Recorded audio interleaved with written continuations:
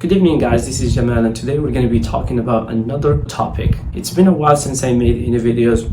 Kind of gets a little overwhelming with the comment section sometimes, but today we're going to be addressing a topic that has caused a lot of controversy and confusion, and it seems to trigger a lot of the Amazigh people.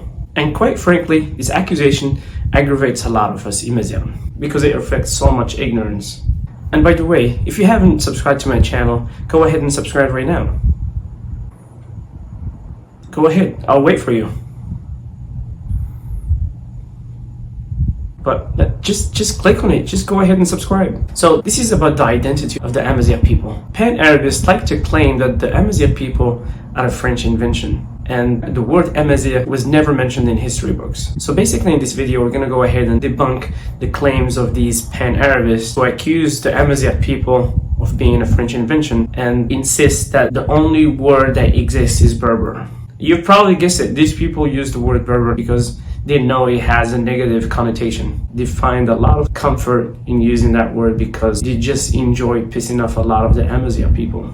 So here's a simple answer. I'm going to give you an example and try to think outside the box for a little bit. Throughout history, Native Americans were known as Indians, but that word is not very acceptable these days because that's what everyone else called them. That's never what they called themselves. They called themselves Navajo, Cherokee, Lakota, Cheyenne, Apache, Mohicans. They called themselves many names because they are different tribes. The same goes for the Amazigh people. They have always called themselves the Amazigh, and they have always called their language Tamazight, and they have always referred to their countryside or country as Tamazight. So it doesn't really matter what the Amazigh people were called by others, because that's exactly what the word Berber is. It is a word that was chosen by others to refer to us. It's what others have decided to call us. So do you go by what have people decided to call you, or do you go by your name?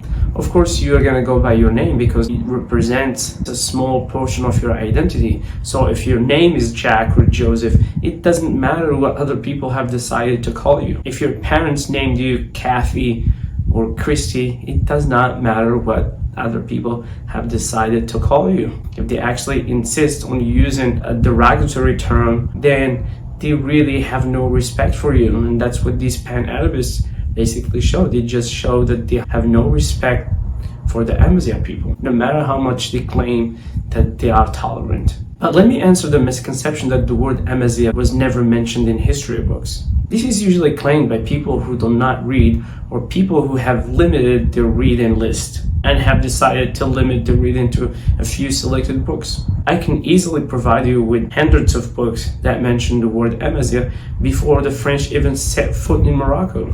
But let me give you some examples. Researches into Physical History of Mankind by James Pritchard in 1826 is a very good example. If you don't have time to read the whole book, you can go to page 243 and you will find the word Amazigh there.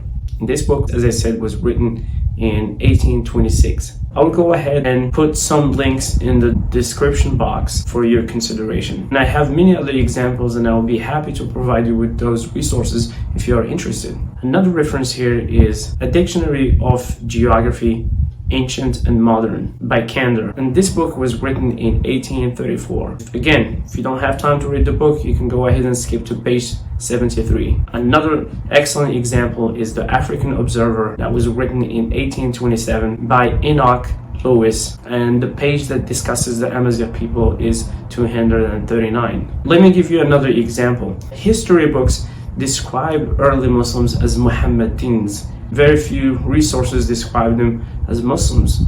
Does that mean that the Muslims called themselves Muhammadins or the followers of Muhammad? No, they never called themselves that. That's what other people have decided to call them. Practitioners of Islam call themselves Muslims. It is very important to understand that an outsider's opinion on you doesn't really matter. What matters is your opinion about yourself. What matters is what you call yourself. Unfortunately, people that believe that the Amazigh is a French invention are usually people who believe in all sorts of conspiracy theories. They believe that the West is out there to get them and divide them. They believe that Israel rules the world. A lot of these people are usually Pan-Arabists and Arab nationalists, and they will do anything to defend Arab nationalism. They blame their problems on the West. They accuse everyone else but themselves and think that everyone is out there to get them and destroy them. A lot of them quote Ibn Khaldun, known as Averroes, but they have actually never read the works of Averroes. There are many other examples. So next time, please do not claim that the word Amazigh was not mentioned in history books, because what that shows, it basically shows that you do not read. I hope you guys like this video. Thank you and have a great day.